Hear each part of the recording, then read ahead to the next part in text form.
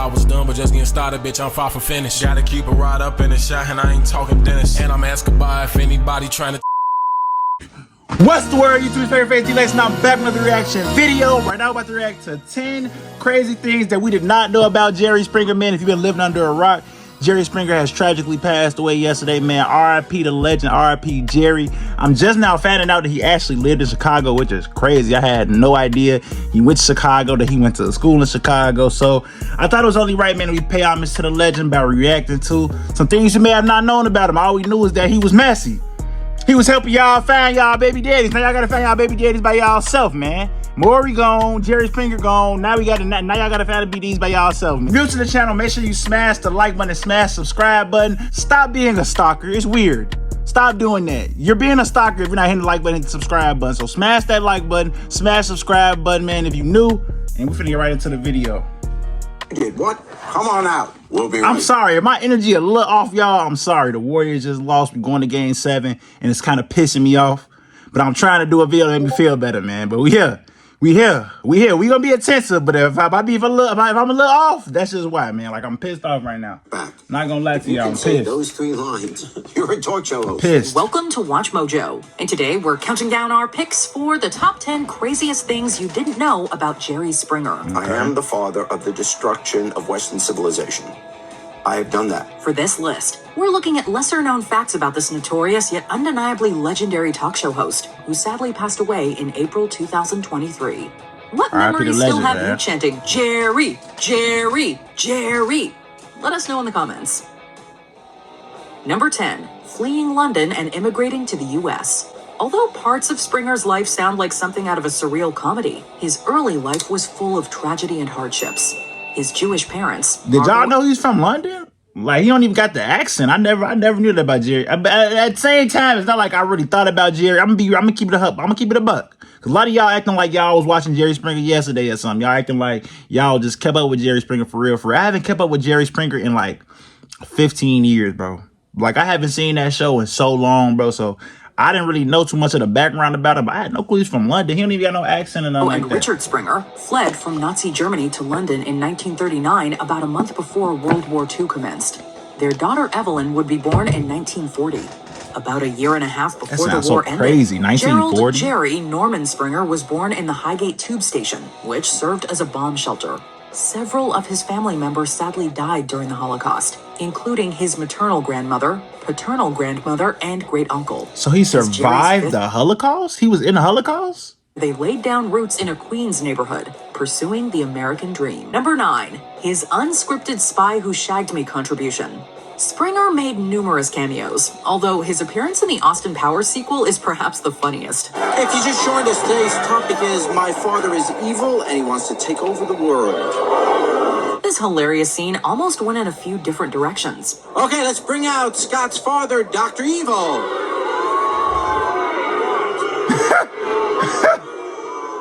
Y'all wanna know something crazy? I don't, like, if I've seen Austin Powers, I don't remember a second of it. I ain't gonna lie. Like, I remember certain, well, I guess I can't say I don't remember a second of it if I remember certain characters, but I really, like, real life couldn't tell you the plot of Austin Powers, how it started, something that happened in the middle, or how it ended. I really could not tell you.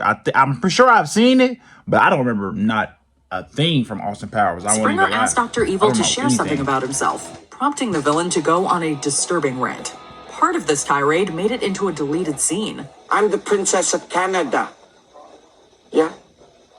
Although I can't officially back that up with paperwork. While the ensuing fight was in the script, Springer himself initially wasn't part of it. As they were shooting, the filmmakers asked Springer if there was anything he'd like to try.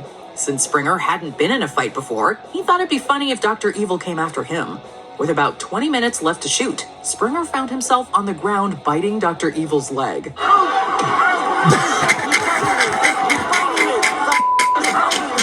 Number 8, Jerry Springer. That's why he a go right there. That was him. That was all him. They wouldn't even go put that in there. That's him. That's why he wanted to go right there. Inspired a 1998 film. That's why he's right there. But did you know that the tabloid talk series also provided the basis for a British musical? Jerry Springer the Opera maintains the trashy spirit of the show, with the host interviewing eyebrow-raising guests.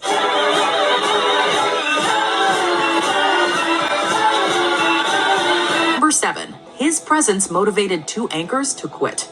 By 1997, Springer's edgy show had already been on the air for about 6 years. Yet the popular host still found the time to serve as a 10 p.m. news commentator for WMAQ-TV, much to the dismay of 2 anchors. Carol Maureen had been with the NBC affiliate for nearly 2 decades, but Springer's arrival led her to resign. Maureen harshly called Springer, quote, the poster child for the worst television has to offer. I'm finna say, like, when people really hating on Jerry Springer like that, bro, because I ain't gonna lie, and I'm gonna be honest with you, I don't know if y'all can be offended, I don't know, but I feel like, is that like a white thing? Because black people, we don't look at Jerry Springer like that. Like, we look at him like he's really a GOAT. You feel me? Like, he was bringing a lot of entertainment that, I mean, whether you like it or not, a lot of that stuff happens in real life. You feel me? Like, so I feel like, was that like a white thing? Because the anchor's white. And a lot of the people I've seen that had a problem with it, even on like social media, I see a little bit of stuff like, let me white people, bro. Black people do not have a problem. And we should be the ones having the biggest problem. And we actually see bro as a GOAT. He brought us a lot of entertainment as a kid, bro. Especially when you have basic cable or you have basic TV, not even cable. Some of y'all ain't never had that. I remember them days. It was a lot of Jerry Springer coming on. He was carrying a lot of our days. Trust me. So for all y'all talking about Jerry Springer, chill out on my boy. Chill out on him. Doing this to me on national television. Comments like this hurt Springer, who felt Maureen was, quote, tremendously rude to him. Or one of the anchors said she was deeply offended, that I wasn't up to her standards, that because of the admittedly wild and crazy talk show I do, I would taint everyone who worked here. Maureen's co-anchor, Ron Majors, also left in response to Springer's hiring. In the end, Maureen went to CBS News. Majors signed up with the ABC-owned WLS, and Springer only delivered 2 commentaries at WMAQ before leaving. Number 6. Legitimacy of guests and brawls. Jerry Springer launched numerous debates, although one in particular loomed over the show. Are the fights real or staged? I knew going in every day they were going to hand me a circus, so I couldn't pretend to be upset about it. While some have a hard time believing... I don't know. I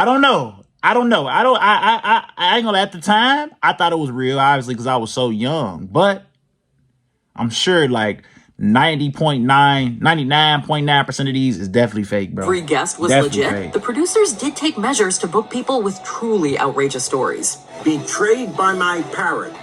Real or fake? I was real. Journalist Harmon Leon devised a phony story in hopes of getting on the show. He went through several hoops with a booking agent who ultimately stopped returning his calls. Springer himself claimed that his guests and the situations were genuine, although he admitted that the reactions could be, quote, embellished. Guests were often motivated to fight with each other, and the producers would even get them fired up before taping. Both real and fake, you can see why Springer was compared to WWE. It's an hour of escapism. But at least our show is reality. So do y'all feel the same way about shows like Bad Girls Club and Baddies and all these other shows? Do y'all feel the same way about that? Because I ain't gonna ask the same premise. It's not a talk show, but it's a reality show doing the same thing. Jersey Shore, all them type of shows got the same type of things going on. So how do y'all feel about that? Like, I'm trying to figure out what made Jerry Springer so bad. It's the same thing. It's the same exact thing. I ain't gonna lie.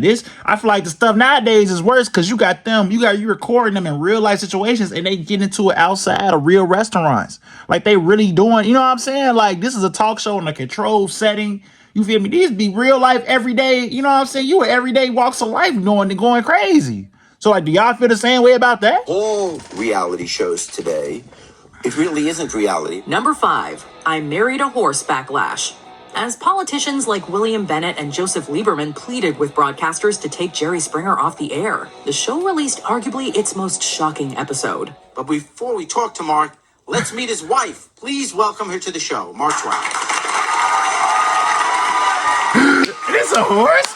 Debuting in 1998.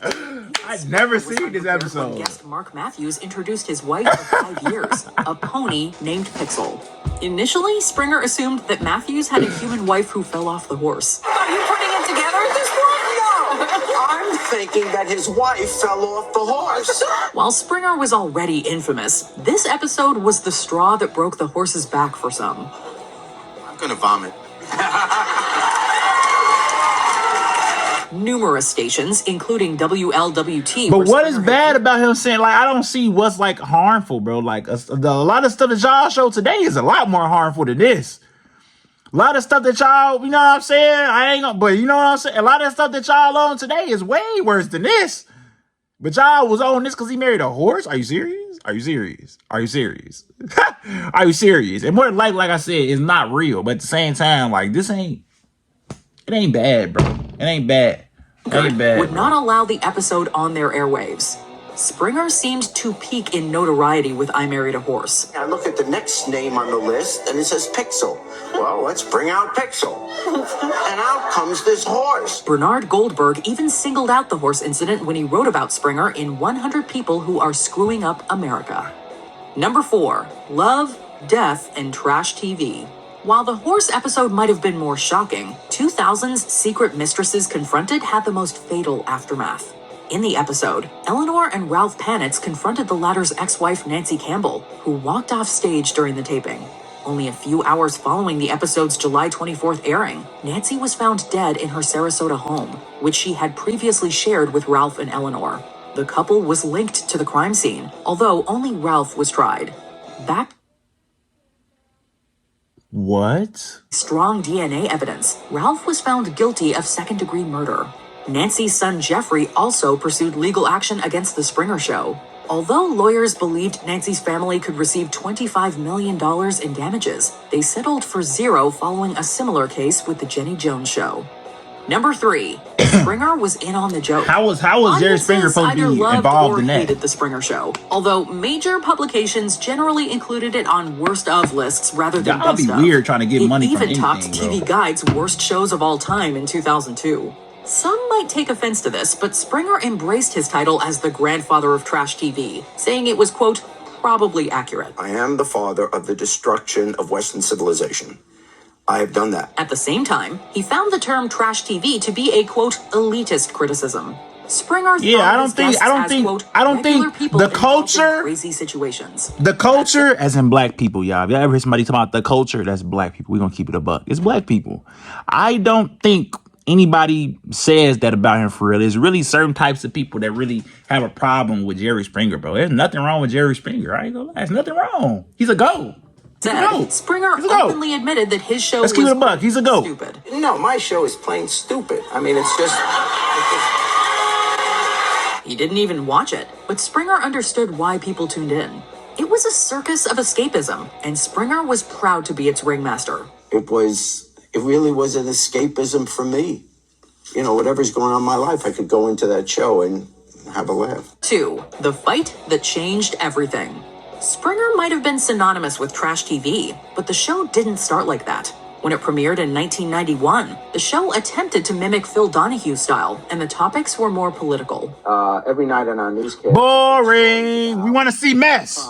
We want to get negative. Messy. Boring. Y'all see this format didn't last a lot, didn't it? Its identity until a couple of years in. I bet it didn't. During an episode Boring. tackling racism, Boring. an unplanned brawl broke out among the guests. One more time. You will have... You can tell when something real. You can tell when something real. You can tell when something real. Y'all hear the difference in the audio and everything. You can tell when something real. It's about unplanned. Yeah, I know. Look at this. You know that's real. During an episode tackling racism, an unplanned brawl broke out among the guests. One more time. You will have...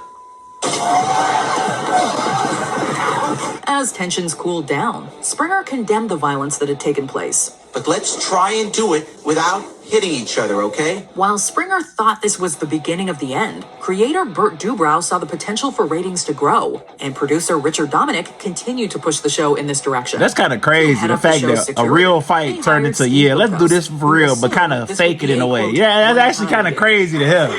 But it makes sense, bro. That's what happens. It's business. Number 1, Springer, the politician. While he'll be best remembered as a TV personality, Springer had a lengthy political career, starting as Robert F. Kennedy's campaign advisor. What? Did y'all know this?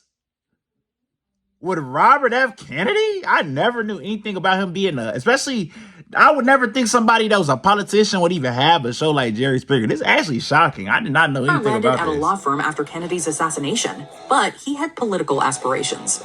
A year after a failed Congress run, Springer found himself serving on the Cincinnati City Council. Springer resigned amid a scandal involving sex workers, but he won his seat back the following year. He even spent a year as Cincinnati's mayor.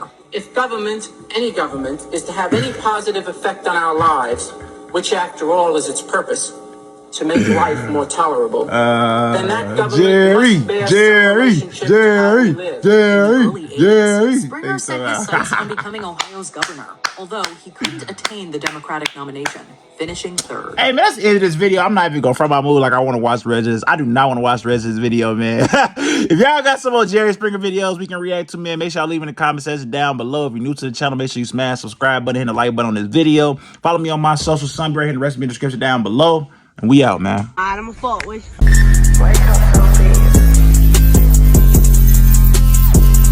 Thought I was done, but just getting started, bitch, I'm far from finished. Gotta keep it right up in the shot, and I ain't talking dentist. And I'm asking by if anybody trying to